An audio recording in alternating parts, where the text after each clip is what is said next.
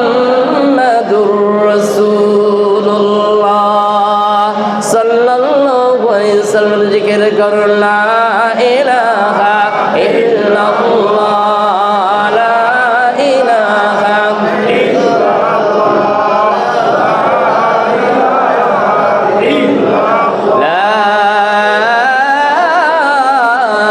ইলাহা ইল্লাল্লাহ মুহাম্মাদুর রাসূলুল্লাহ সাল্লাল্লাহু আলাইহি ওয়াসাল্লাম।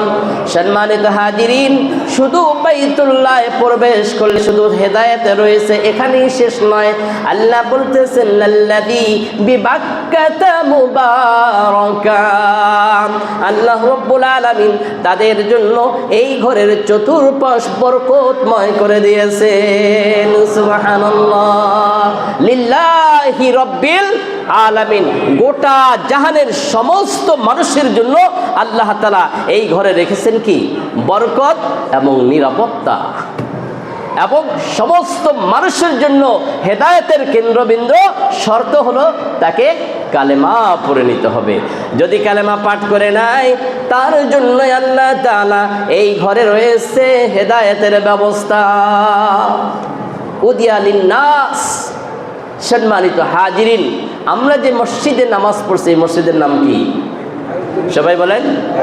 বাইতুন নিজাম জামে মসজিদ, বোটবাজার করে মশার গাজীপুর। এই বাইতুন নিজাম জামে মসজিদ ওই বাইতুল্লাহরই একটি শাখা। কথা বলেন ঠিক না ঠিক? আমরা যে ঘরে নামাজ পড়ছি, যে ঘরে সালাত আদায়ের জন্য এসেছি, এটিও ওই বাইতুল্লাহর একটি অংশ, একটি শাখা। সুবহানাল্লাহ। সম্মানিত হাজিরিন, এই ঘরে রয়েছে অনেক নিদর্শন, এই ঘরে রয়েছে অনেক তাৎপর্য, গুরুত্ব। আমরা সংক্ষেপে এই দুই আয়াতে সূরা আলে ইমরান 96 এবং 97 নম্বর আয়াতে যে বিষয়গুলো বলেছে, আগে সংক্ষেপে আমরা সেই বিষয়গুলো আপনাদের সামনে উপস্থাপন করছি। আল্লাহ রাব্বুল আলামিন বলেন, এই দুই আয়াতের মধ্যে যে বিষয়গুলো আমরা জানব, যে মক্কার এই পবিত্র ঘর দুনিয়ার প্রথম ঘর এবং প্রথম ইবাদতখানা। সুবহানাল্লাহ। আল্লাহ আরো বলতেছেন, এই ঘর আল্লাহ রাব্বুল আলামিন এই ঘরে রেখেছেন অনেক নিদর্শন। তারপর আল্লাহ রাব্বুল আলামিন বলতেছেন, যার সামর্থ্য আছে, আমি যাকে তৌফিক দিয়েছি ওই ঘর পর্যন্ত পৌঁছানোর, তার উপর আমি হজ করা ফরজ করে দিয়েছি। সুবহানাল্লাহ। পরবর্তীতে আল্লাহ তাআলা বলতেছেন, সামর্থ্য দিয়েছি অথচ সে কি হজ আদায় করলো না, সে আল্লাহ তাআলার নাফরমানি করলো। সে কি করলো? আল্লাহ তাআলার নাফরমানি করলো। ওয়ামান কাফারা ফাইন্নাল্লাহা গনিয়্যুন আনিল আলামিন। সম্মানিত হাজিরিন, আমি প্রথমেই বলছি এই ঘরে রয়েছে আল্লাহ তাআলার অনেক নিদর্শন। যেমন ফসলাদাবিহীন মাঠে আল্লাহ রাব্বুল আলামিন তার এক কুদরত দেখাই দিলেন। সুবহানাল্লাহ। কি কুদরত দেখাইছিলেন? ফসলাদিহীন মাঠে আল্লাহ রাব্বুল আলামিন তার কুদরতি ভাবে অলৌকিক এক ঘটনা জমজম কূপের সৃষ্টি করে দেখাই দিলেন। সুবহানাল্লাহ। এমন জমজম কূপ সৃষ্টি করলেন, হাজার হাজার বছর ধরে এই জমজম কূপের অফুরন্ত নেয়ামতের পানি মানুষ ভক্ষণ করেছেন। শুধু এখানেই শেষ নয়, পৃথিবীর বিভিন্ন প্রান্ত থেকে আসা মানুষগুলো এই জমজমের পানি তাদের যার যার গন্তব্যের স্থানে আবার সাথে করে নিয়ে যাচ্ছে। এটা এই ঘরেরই একটা ব্যতিক্রম নিদর্শন। এখানেই শেষ নয়, আল্লাহ রাব্বুল আলামিন বলেন, এই ঘরে পৃথিবীর চতুর্দিক থেকে সারাটি বছর অর্থাৎ সব সময় আল্লাহ তাআলা এমন রিজিকের ব্যবস্থা করে দিচ্ছেন, বিভিন্ন ধরনের খাদ্য, বিভিন্ন ধরনের ফল ফসল আল্লাহ তাআলা এই ঘরকে কেন্দ্র করে নিয়ে দিচ্ছেন, যে কোনো দিনের বরকত শেষ হবে না। সুবহানাল্লাহ। এখানেই শেষ নয়, এই বাইতুল্লাহ পৃথিবীর বুকে প্রথম ঘর এবং প্রথম ইবাদতখানা। এই ঘরের রয়েছে লক্ষ কোটি কোটি মুসল্লি ভক্ত, যার ব্যতিক্রম নিদর্শন নজির আর দ্বিতীয়টি খুঁজে পাওয়া যায় না। সুবহানাল্লাহ। এখানেই শেষ নয়, এই ঘরের নিদর্শন হিসেবে আল্লাহ তাআলা বলতেছেন, এই ঘর কোটি কোটি মুসলমানের জন্য কেবলা। কোটি কোটি মুসলমানের কেবলার নাম কি? বাইতুল্লাহ। কোটি কোটি মুসলমানের কেবলা কোনটি? বাইতুল্লাহ। আপনার আমার কেবলা কোনটি? বাইতুল্লাহ। আমরা জানি আল্লাহ রসুল সাল্লাল্লাহু আলাইহি সাল্লাম বাইতুল মুকদ্দাসের দিকে ফিরে নামাজ পড়ছিলেন, কিন্তু তার মনে বড় আকাঙ্ক্ষা ছিল, তামান্না ছিল, আল্লাহ যদি এই বাইতুল্লাহ আমার কেবলা হইতো আমার কাছে অনেক ভালো লাগতো।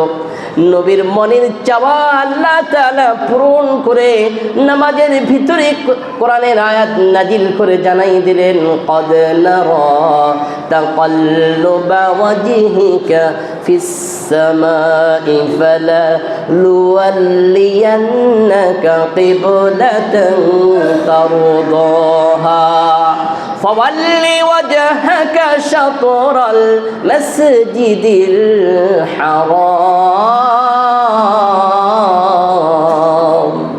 নবীজি নামাজে ছিলেন, পুরা নামাজ শেষও করতে পারেন নাই, এর ভিতরে আয়াত নিয়ে আসলেন জিবরাইল আলাইহিস সালাম, জানাই দিলেন, নবী আপনার মনের আকাঙ্ক্ষা, মনের চাওয়া পৃথিবীর কেউ দেখে নাই, কেউ শুনে নাই, যেহেতু আল্লাহ তাআলা ইন্নাহু আলিমুম বিযাতিস সুদূর, আল্লাহ তাআলা হলো বান্দার অন্তর্যামী।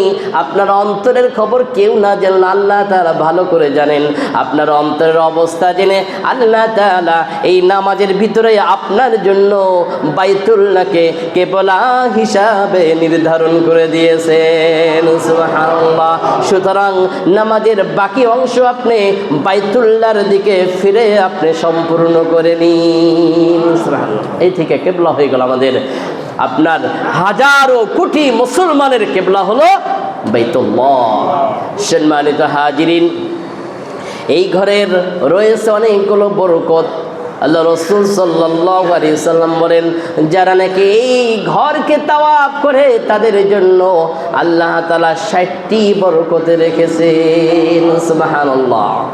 120টি বরকত, এর মধ্যে 60টি কাদের জন্য? যারা এই ঘর কি করে? তাওয়াফ করে, তাদের জন্য রেখেছেন কয়টি? 60টি। 40টি রেখেছেন যারা এই ঘরের মুসল্লি, অর্থাৎ এই ঘরে নামাজ পড়ে তাদের জন্য।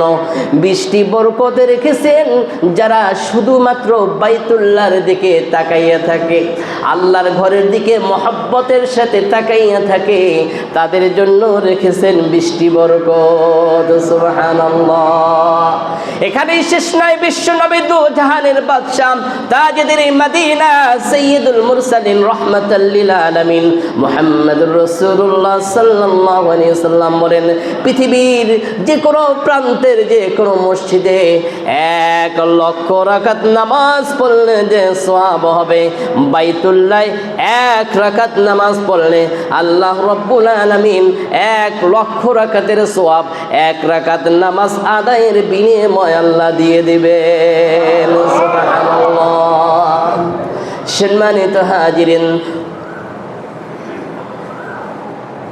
এই আয়াতের ব্যাখ্যায় এভাবে এসেছে, হযরত আদম আলাইহিস সালাম এই পৃথিবীর বুকে আসার 2000 বছর পূর্বে আল্লাহ তাআলা এই বাইতুল্লাহর বীজকে আল্লাহ তাআলা নির্ধারণ করে দিয়েছেন।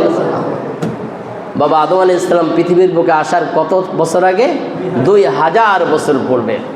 তাফসীরে এভাবে এসেছে, হযরত আদম আলাইহিস সালাম যখন এই পৃথিবীর বুকে আগমন করলেন, আল্লাহ রাব্বুল আলামিন একজন ফেরেশতাকে তার রাহাবার করে পাঠাইলেন।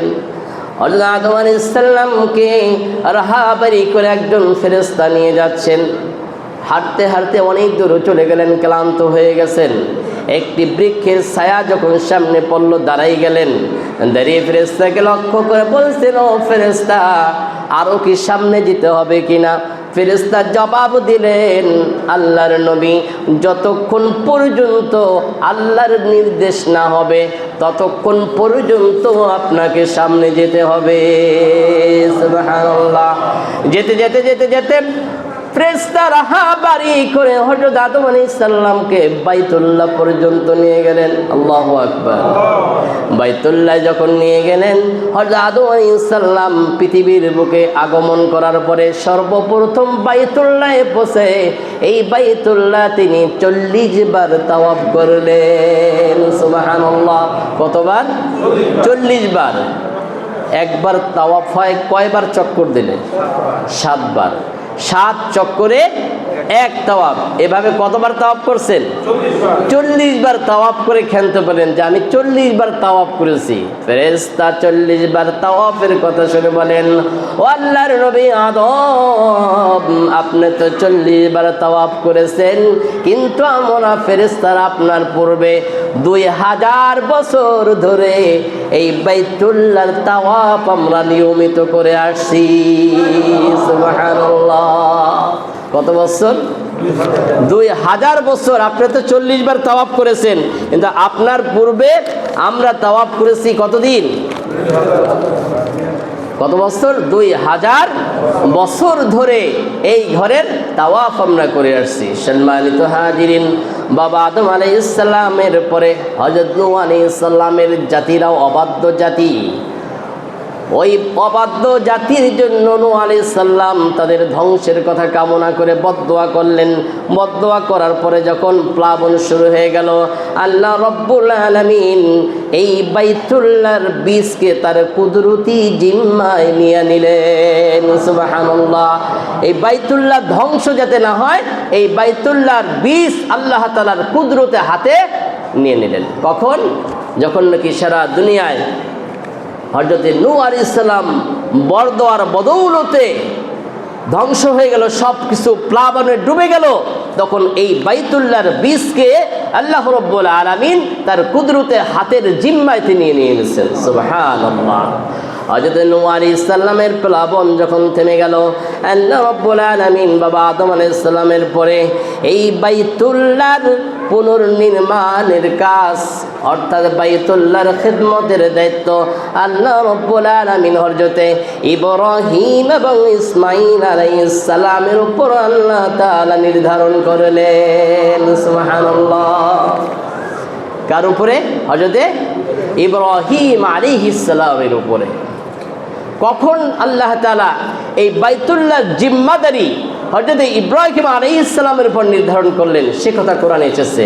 সূরাতুল বাকারা 124 নম্বর আয়াত, হিফজুল কোরআন প্রথম নম্বর পর 18 নম্বর পৃষ্ঠার ভিতরে আল্লাহ তাআলা বলেন, ওয়া ইযিবতালা ইব্রাহিম রাব্বুহু বিকালিমাতিন ফাআতাম্মাহুন قال إني جاعلك للناس إماما قال ومن ذريتي قال لا ينال عهد الظالمين।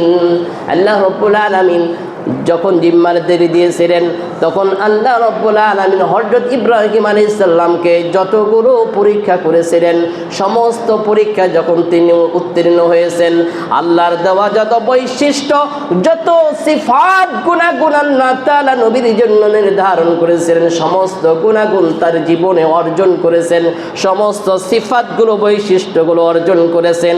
তখনই আল্লাহ তাআলা এই বাইতুল্লাহর জিম্মাদারি হযরতে ইব্রাহিম আলাইহিস সালামের উপর অর্পণ করেছেন। সুবহানাল্লাহ। বিকালিমাত বলা হয়েছে।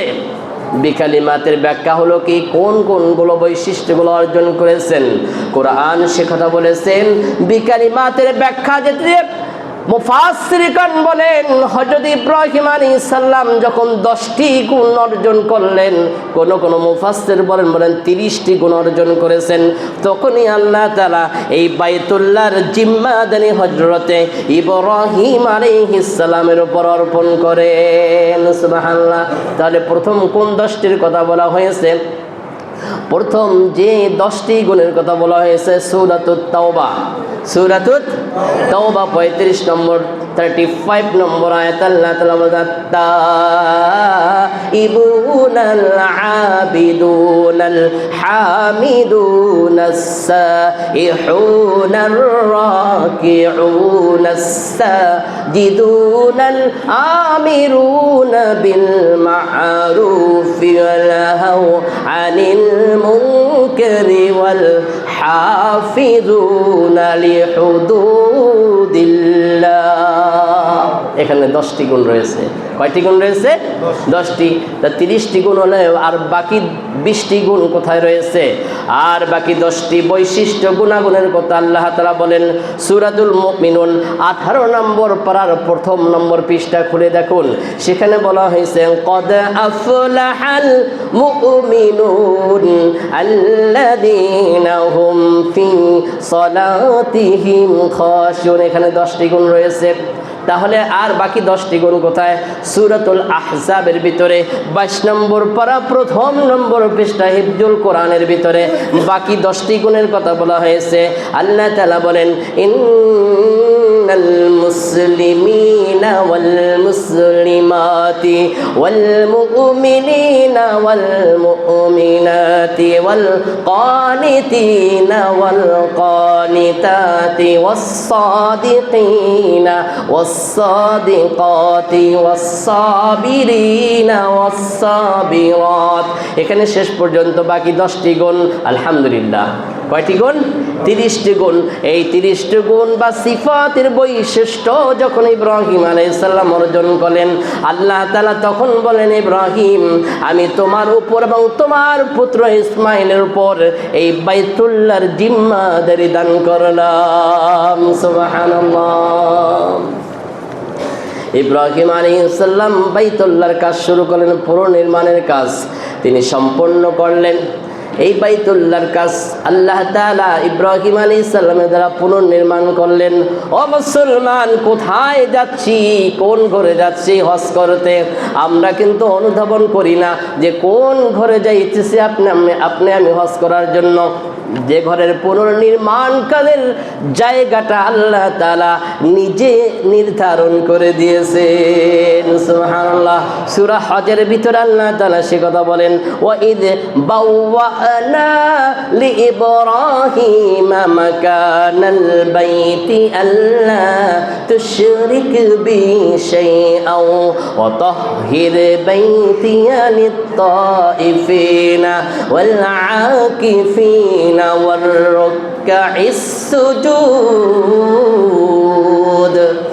আল্লাহ রাব্বুল আলামিন বলতেছেন ওয়াইদ বাওয়ানা লিইব্রাহিমা মাকানাল বাইত, যে কোন জায়গা হযরত ইব্রাহিম আলাইহিস সালাম কাজ করবে আল্লাহ তাআলা নিজে সেই জায়গাটা নির্ধারণ করে দিলেন। সুবহানাল্লাহ। সম্মানিত হাজিরিন, ইব্রাহিম আলাইহিস সালাম বাইতুল্লাহর পুনর্নির্মাণের কাজ সম্পূর্ণ করলেন। বাইতুল্লাহর কাজ সম্পূর্ণ করার পরে হযরত ইব্রাহিম আলাইহিস সালাম যে কাজটি করেছিলেন তিনি আল্লাহর কাছে দোয়া করেছিলেন। এখানে একটা সবক বা একটা শিক্ষা মনে রাখতে হবে, যে কোনো ভালো কাজ, পূর্ণের কাজ, কোরআন তেলাওয়াত করেন, জিকির আজকার করেন, দান সদকা করেন, অথবা আল্লাহর ঘরের অন্য কোনো কাজ করেন, খেদমত করেন, যে কোনো ভালো কাজ করার পরে যদি মুসলমান আল্লাহর কাছে দুটি হাত তুলে প্রার্থনা করে, আল্লাহ রব্বুল আলামিন সাথে সাথে তার দোয়াকে মঞ্জুর করে নেন। যে কোনো ভালো কাজ, যে কোনো পুণ্যের কাজ আপনি করার পরে আল্লাহর কাছে দোয়া করুন। কিছুক্ষণ কোরআন তেলাওয়াত করেছেন, আল্লাহর কাছে আপনার মনের চাওয়া চান, আল্লাহর কাছে বলেন, বলা শিখেন, বলা অভ্যাস করেন। কিছু দান সদকা করছেন, আল্লাহর কাছে দোয়া করেন, আল্লাহর কাছে চান, বলেন। এরকম যে কোনো ভালো কাজ করার পরে মুসলমান যখন আল্লাহর কাছে চায়, প্রার্থনা করে, আল্লাহ তাআলা তার হাতকে খালি হাতে ফিরিয়ে দেন না, বরং তার দোয়াকে কবুল করে নেন। সুবহানাল্লাহ। এভাবে হযরত ইব্রাহিম আলাইহিস সালাম তার জীবনে যতটি দোয়া করেছেন, আল্লাহ রাব্বুল আলামিন এই পয়গম্বরের প্রতিটি দোয়া আল্লাহ মঞ্জুর করে নিয়েছেন। ইব্রাহিম আলাইহিস সালাম বাইতুল্লাহর কাজ সম্পূর্ণ করে দোয়া করলেন। আল্লাহ তাআলা সেই দোয়া কোরআনে কোট করে দিয়েছেন। সূরাতুল বাকারা প্রথম নম্বর পারা 19 নম্বর পৃষ্ঠা হিফজুল কোরআনে আল্লাহ তাআলা সেই দোয়া কোট করেছেন। আল্লাহ তাআলা বলেন ইব্রাহিম আলাইহিস সালাম দোয়া করলেন ওয়া ইয ইয়ারফাউ ইব্রাহিমুল কওয়াইদা মিনাল বাইতি ওয়া ইসমাঈল রব্বানা তাকাব্বাল মিন্না ইন্নাকা আনতাস সামিউল আলিম রব্বানা ওয়াজআলনা মুসলিমাইন লাকা ওয়া মিন যুররিয়াতিনা أمة مسلمة لك وأرنا مناسكنا وتب علينا إنك أنت التواب الرحيم سبحان الله ইব্রাহিম আলাইহিস সালাম বাইতুল্লাহ কাজ সম্পূর্ণ করে যে মোনাজাত করেছিলেন, যে দোয়া করেছিলেন, আল্লাহ তাআলা কোরআনের মধ্যে সেই দোয়াকে কোট করে দিয়েছেন। সুবহানাল্লাহ। হযরত ইব্রাহিম আলাইহিস সালাম বাইতুল্লাহর কাজ সম্পূর্ণ করলেন, আল্লাহর কাছে দোয়া করলেন। এবার আল্লাহ রাব্বুল আলামিন বলেন ইব্রাহিম কাজ সম্পূর্ণ করেছো, এইবার সারা দুনিয়ার মানুষকে তুমি আমার ঘরে আসার জন্য আহ্বান করো। তুমি যখন আহ্বান করবে দেখবে কেউ হালকা পাতলা সওয়ারিতে চড়ে, কেউ হেঁটে হেঁটে আমার ঘরে আগমন করতে শুরু করে দিয়েছে। সুবহানাল্লাহ। যুগের ভাষায় ইব্রাহিম আলাইহিস সালামকে যখন বলেন আহ্বান করতে, ইব্রাহিম আলাইহিস সালাম বলেন আল্লাহ আমি যে আহ্বান করব আমার ডাক কে শুনবে? সারা দুনিয়ার মানুষকে আহ্বান করব। তখন তো মাইক নেই, মিডিয়া নেই, স্যাটেলাইট কোনো কিছুই তো ছিল না। তখন মোবাইল ছিল, কম্পিউটার ছিল, ওয়াইফাই ছিল, নেট কানেকশন ছিল, এগুলো কিছুই তো ছিল না। আল্লাহ আমার খবর এখন তো মুহূর্তের মধ্যে এখান থেকে আপনি লাইভ করলে আপনার লাইভকে গোটা পৃথিবী দেখতে পাবে সরাসরি, তাই না? অনেক আপডেট, আমরা পৃথিবী অনেক আপডেট, সম্মানিত হাজির। কিন্তু তখন তো এগুলো কিছুই ছিল না। তো ইব্রাহিম আলাইহিস সালাম বললেন আল্লাহ যে আমি যা আহ্বান করব আমার এই আহ্বান কে শুনবে,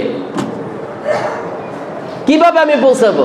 আল্লাহ রাব্বুল আলামিন বলেন ইব্রাহিম তোমাকে বলেছি গোটা পৃথিবীর মানুষকে আহ্বান করার জন্য। শোনো শোনো ইব্রাহিম, তুমি আহ্বান করো সারা দুনিয়ার গোটা পৃথিবীর সমস্ত মানুষের কর্ণ কুহরে আমি তোমার আওয়াজকে পৌঁছাই দেওয়ার নিজ জিম্মাদারি গ্রহণ করলাম। সুবহানাল্লাহ।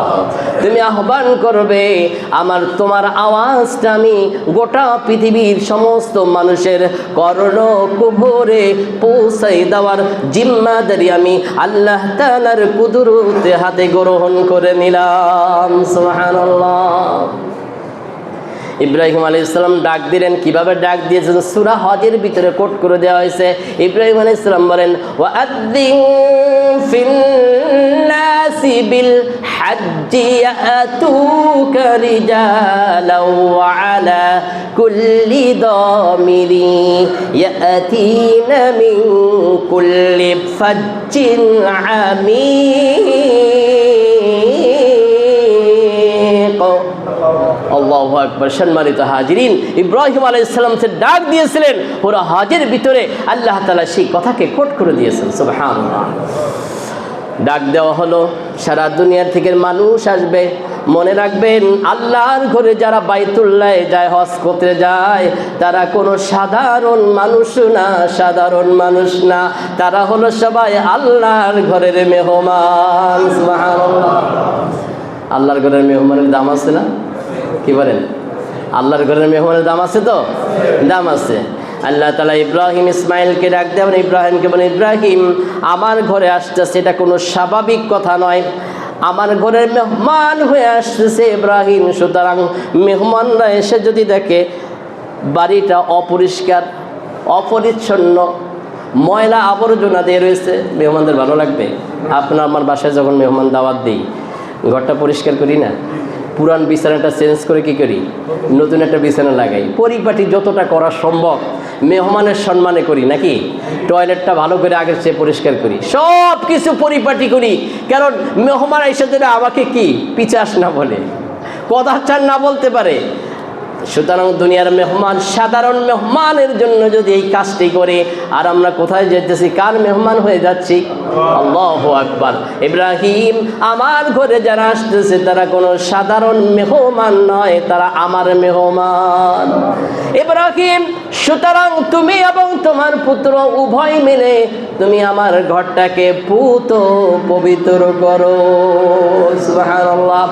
সূরাত বাকারা 125 নম্বর আয়াতে সে কথা বলেছেন, ওয়া ইদ জাআলনাল বাইতা মাসাবাতাল লিন-নাসি ওয়া আমনা ওয়াত্তাখিযু মিন মাকামি ইব্রাহিমা মুসাল্লা ওয়া আহিদনা ইলা ইব্রাহিমা ওয়া ইসমাঈলা আন তাহহিরা বাইতিয়া للطائفين والعاكفين والركع السجود।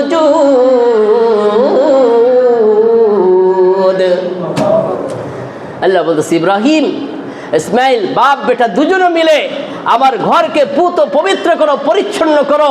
কারণ আমার বান্দারা দূর দূরান্তে এখানে এসে তারা রুকু করবে, কিয়াম করবে, সিজদা করবে। সুবহানাল্লাহ।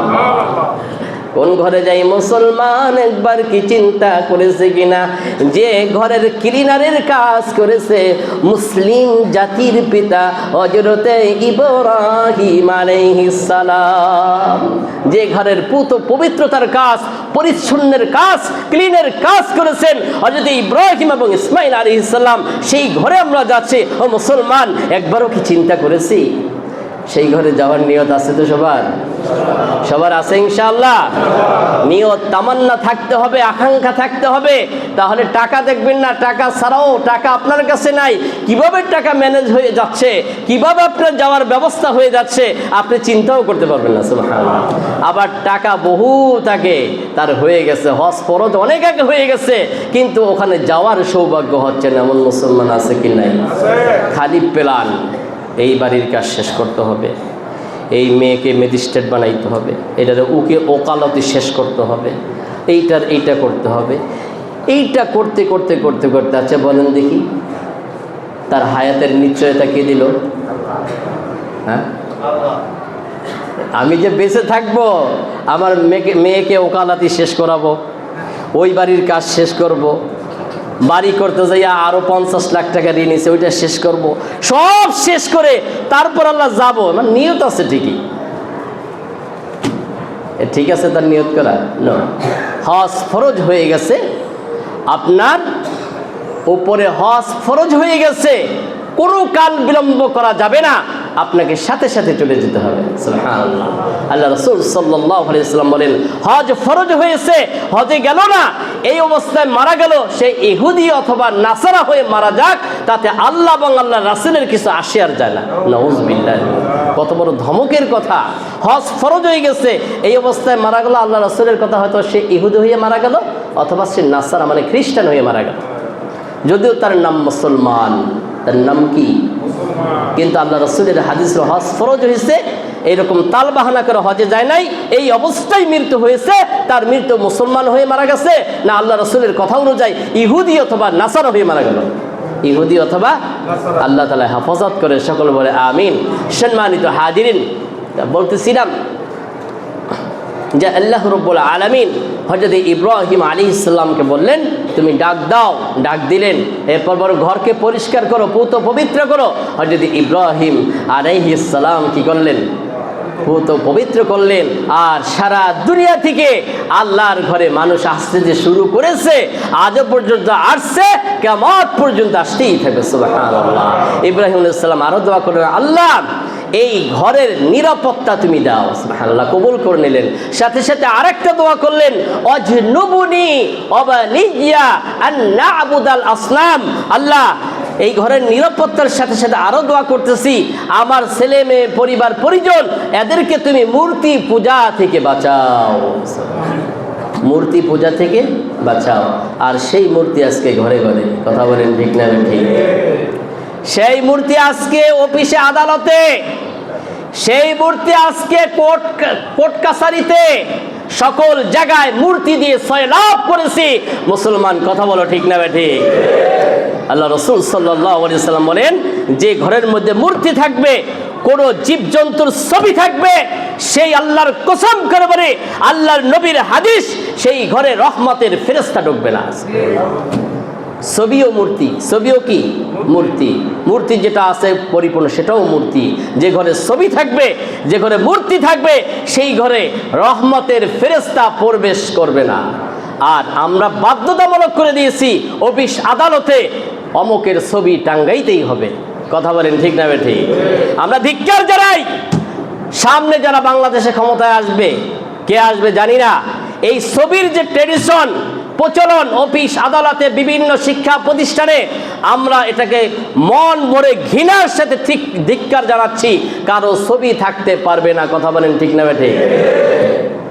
সম্মানিত হাজিরিন, কাল হাসরের ময়দানে এই ছবি যাদের থাকবে, এই ছবি এবং মূর্তি, আল্লাহ তাআলা বলবেন, এই যাদেরকে ভালোবেসেছো আজকে তার রূহ দাও, প্রাণ দাও। রূহ দিতে পারবেন? পৃথিবীর সমস্ত শক্তি একত্র হয়ে কি রূহ দেওয়া সম্ভব? পারবে? যখন পারবে না, আল্লাহ বলবেন, যাও জাহান্নামে নিক্ষেপ করো।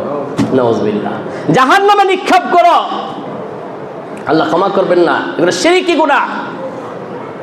আর যারা শিরক করে তারা মুশরিক, মুশরিকদের ক্ষমা নাই, ওরা চিরস্থায়ী জাহান্নামে জ্বলবে। নাউযুবিল্লাহি মিন যালিক।